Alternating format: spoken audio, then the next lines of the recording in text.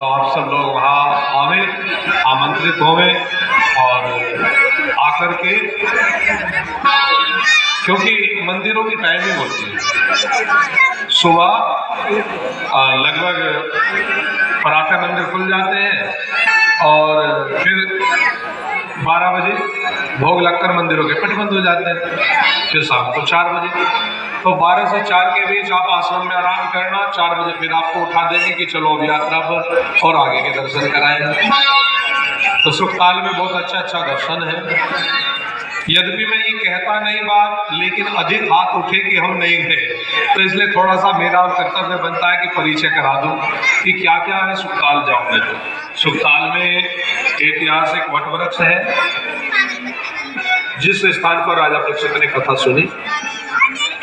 संसार में 2 ही वटवृक्ष ऐतिहासिक है, बाकी तो सब 100 साल 1000 साल पुराने हो सकते हैं, लेकिन ऐतिहासिक जिनका कोई इतिहास ही नहीं है कि ये महाप्रलय से पहले भी थे,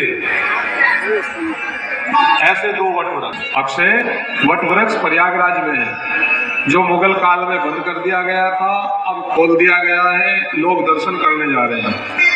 कहते हैं कि महाप्रलय के समय मार्कंडेय जी को जब भगवान ने दिखाई थी कि प्रलय कैसी होती है, चारों ओर जल ही जल होता है, तो ठाकुर जी उसी वटवृक्ष के पत्ते पर खेल रहे थे, बाकी चारों ओर अथाह जल ही जल था। तो सारी सृष्टि को उस एक पत्ते पर ही दिखा दी थी। तो इसलिए माना जाता है कि सब कुछ नष्ट हुआ जल प्रलय में, लेकिन वो अक्षय वटवृक्ष वहीं का वहीं है। तो क्या कारण है ये तो नारायण ही जाने, पर ऐसा हमने गुरुजनों के मुख से सुना।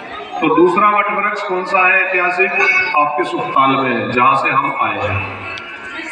हमारे 5000 वर्ष पहले जब परीक्षित जी को सुखदेव जी मिले, तो इसी के नीचे कथा हुई तो उस समय कोई टेंट नहीं लगा था। कितना विशाल वटवृक्ष होगा कि 33 कोटि देवी देवता, 88,000 ऋषि मुनिजन इस पेड़ की छाया में बैठकर कथा सुने।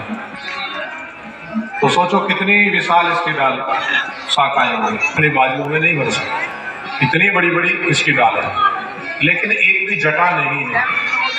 और आपने जितने वटवृक्ष देखे होंगे उन पर जटाएं होती है, तो जटा नहीं है। क्यों नहीं है महाराज? और इसमें क्या विशेषता है?